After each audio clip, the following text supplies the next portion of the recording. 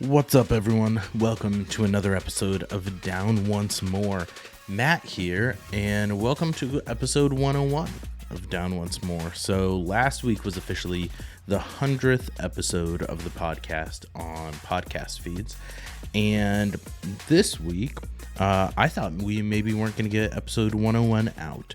So it's been 100 episodes of the podcast. We're in year 3. Never missed a week, never missed an episode drop. First year we did one a month. Every episode got out on time, no problem. I'm currently recording this. It is 11:15 p.m. on Tuesday the 20th, and this episode is supposed to be live on podcast feeds in 45 minutes, and I will still need to edit it. So it will be late on podcast feeds. It should not be late on YouTube, but this will probably be a true mini episode. We've been getting some supersized episodes lately with the House of the Dragon recaps. Those went a bit longer. When I had Brad on last week, that was a full one and went longer. And if you have not watched episode 100, as a lot of you subscribers or people who follow the pod have not, based on the stats, go do it. It was a lot of fun. Brad and I did a draft of best musical opening numbers. And then at the end of the podcast, there was a special surprise announcement, which is that Rayleigh is returning to the podcast for the first time in 2024. And that will be coming next week, barring any other issues. So stay tuned for that. We will be doing vocal warm-ups. We'll be making a return with Rayleigh and I. We will be doing a movie review, so probably in for a little bit of a supersized episode as well next week. So make up for this week episode. This week has been a bit of a shit show. Tonight has been a bit of a shit show, which is why I'm getting on here recording so late. But I just want to say, heartfelt, like, reflecting on 100 episodes of the podcast. Thank you to everyone who listens week in, week out, who watches on YouTube, subscribes, comments, thumbs up, shares. That stuff helps out a ton. It's a big, kind of an ego boost. I wouldn't say I'm necessarily someone who needs an ego boost. Sounds kind of like an oxymoron from someone who does a podcast and publishes just hearing themselves talk every week, thinking that I have anything of value to say that people care to listen to. But I know there's so many other things you can be doing with your time, your energy. So to those of you who tune in and do all of this, it means a lot. It really does help me and make me feel fantastic to see that people are tuning in. People do care, people are interested and take a liking, and that I'm saying stuff that can speak to some people. So thank you all, even when it's just mind-numbing TV reviews. So this week I have, first off, a food review. I was doing some early morning grocery shopping, as I tend to do on the weekends. I like going when there's no one there.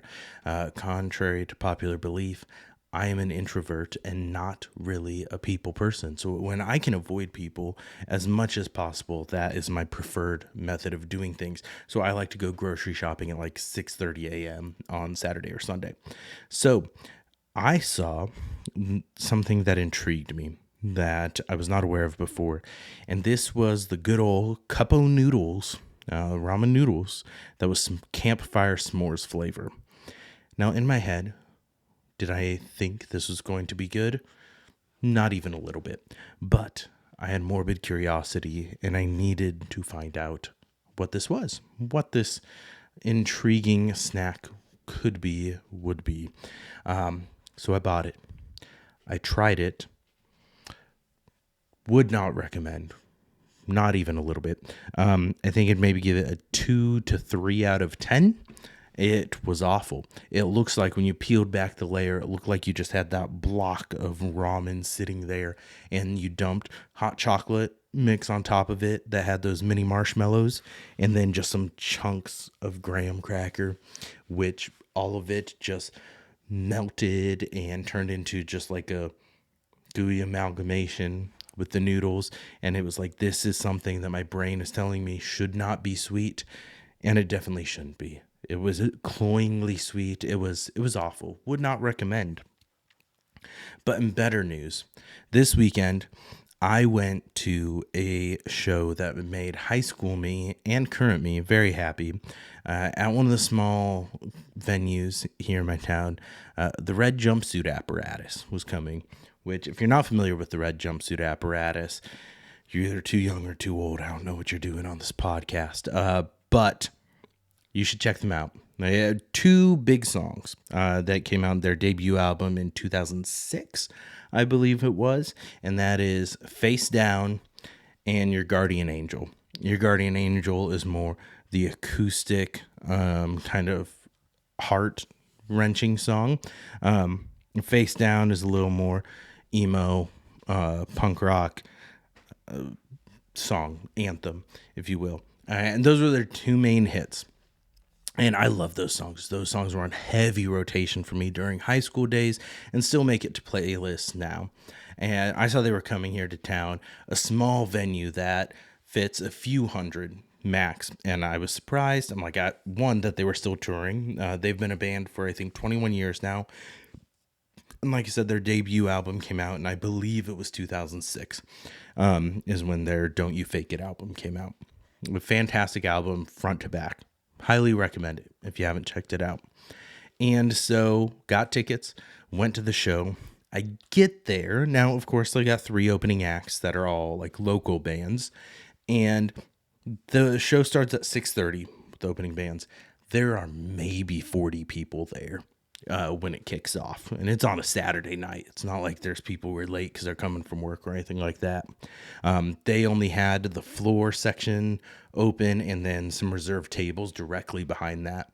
I think it probably capped out at maybe 125, 150, but I couldn't be mad about it because those smaller venues, those smaller shows, I feel like are the best shows I've ever been to. You usually have very like passionate people there listening, watching. You have the energy is off the charts. You just feel like you're in the mix because you are. And it's just a great time. I think I can say this is one of the top 5 shows that I've ever been to. All three of the opening acts that were local bands were fantastic. Blondo opened up the show, and then Guilt Vacation, which was really solid too. And they're on Apple Music. And then one that I thought, because I wasn't sure how Red Jumpsuit Apparatus was going to be touring, because some of those that had like kind of one-hit wonders a little bit, haven't been popular in a while. You don't know what to expect, how they're going to be live. And so the opening act right before them was After Arizona, and they were absolutely fantastic. Like instant follow, added songs to Apple Music, recommendations, San Diego, Elizabeth, and Pop Punk Anthem. Pop Punk Anthem, they just released this past week, that single, but fantastic stage presence and energy from the band and lead singer. San Diego is just like a pop punk emo like anthem from back in the day. It just brought me back, the vibes, the sound. It was fantastic. Highly recommend if you're into that music at all, check them out. They are also on Apple Music, Spotify, all that fun stuff. And I love supporting local bands too. So get on the After Arizona train now. I think they could really take off, make with the Emo's Not Dead tour and all of these. That music is something that's more popular and it resonates with people, even younger people still today. I would say the majority of the crowd, probably in their 30s, my age, but there was a good amount of people who had the X's on their hand, young enough, couldn't drink yet, that were still vibing with it. There were people dressed in like the emo look from back in my day. So you've got the kind of teased hair with all the hairspray and black skinny jeans, everything. And I respect it. I think in some circles it's making a comeback. And I think emo music and pop punk is still the genre besides musical theater. Musical theater is probably what I go to most, but then pop punk emo music is right under there. Those are like neck and neck, and those are the ones that make up probably about 90% of my playlist. But I do listen to all sorts of music. I do like bro country over classic country for the most part. Not a big oldies classic rock person. More modern day or even some good old rap. Now rap, I do like some more old school classic rap. I don't like modern stuff as well, although I really enjoy Juice World. Some of his albums are fantastic. But that's the music portion of this mini episode. And oh, no, that doesn't conclude it. That concludes the openers. Now, Red Jumpsuit Apparatus. I absolutely love the energy that they brought to this show. For a band that's not been super popular recently and that's playing at these smaller venues, for how many hits for how popular they were back in the day, they just brought their A game to it. They're given 100%, which I feel like there are some bands that now they have some popularity that can just phone it in. They were bringing their A game here completely. They knew what people wanted to hear too, which I absolutely respect the hell out of them for, because they've released, I think, 4 or 5 albums since the Don't You Fake It album, and none of them really took off, or there were a few songs that had a little bit of popularity, but nothing too major. And so they played pretty much every song they played was from the Don't You Fake It album, except maybe 1 or 2. And they played the hits. They played what people wanted to see. They closed out, their second to last song, they did a cover of All the Small Things by Blink-182. The crowd was loving it. Everyone was into it. They were singing along. It was fantastic. It was, like I said, this whole show as a whole, probably one of the top 5 concert experiences that I've had, because I would say that's up there. And then I saw All Time Low at a smaller venue like that too, and their openers were the Somerset and who were the other ones? Somerset and a few others, but it was just a fantastic show as a whole at a smaller venue. All Time Low brings insane energy to their shows as well. It's a great hit. Ron Pope, also in a smaller venue, his music really hits home with me. A Drop in the Ocean is still one of my all-time favorite songs, and then his Atlanta album is fantastic. Highly recommend that if you haven't checked it out. That show was just fantastic live too. Another one, 5 people back from the stage, just the energy, even though he's more kind of indie alternative music, a little slower, but just love his vibe, love the show they put on. So good. I can respect it, a good arena show, but I feel like a lot of times, unless you're down there on the floor close up, if you're up in the nosebleeds of the arena, yeah, it can be cool to see them live, but you're watching them on the screen. The energy's not the same. The vibe isn't the same. I don't want to penalize these artists for being as popular as they are, but it doesn't do the same thing for me that these smaller house shows do that are fantastic. So if you have the chance to see Red Jumpsuit Apparatus on this tour, highly recommend you check them out. If you haven't listened to them before, go give some of their songs from the Don't You Fake It album a listen. See if that's your jam. If it is, go see them. And tickets are around $25-$30 a piece. They are very reasonable. And so do yourself a favor. Go see it. Have some fun at a rock show. What I want you all to do here, because I mentioned how After Arizona was the opener, and I thought for a second that maybe they were going to be my favorite artist of the night performing. Let us know in the comments on YouTube, and if you're listening on podcast feeds, go over to YouTube and make a comment or comment on our Instagram post and let us know what is the best concert that you have ever been to, the best show, and what was an opener that you were not familiar with before that you discovered here and that you discovered at a show and became an instant fave for you, or you instantly added them to your playlist.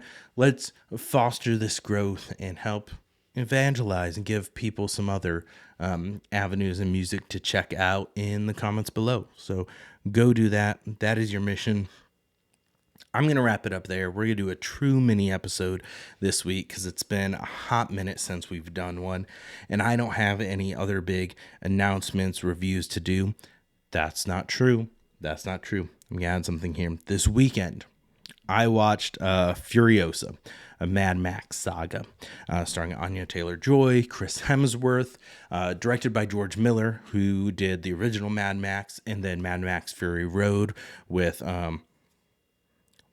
Tom Hardy. I was blanking on his name there for a second. Tom Hardy and Charlize Theron. Charlize Theron played Furiosa in that. This is a prequel about her story. And I think Furiosa, it did not get the respect that it deserved in theaters. One of my biggest regrets is I watched this at home and I wish I would have seen it on the biggest screen possible. It just had balls to the wall action with it. I really liked the story with it too. Anya Taylor-Joy was really good. That actress who played young Furiosa, also really good. Chris Hemsworth is doing a quirky, kind of over-the-top character with a giant prosthetic nose and a weird voice, but he did fantastic in the role as Dementus, and I thought this movie was a lot of fun.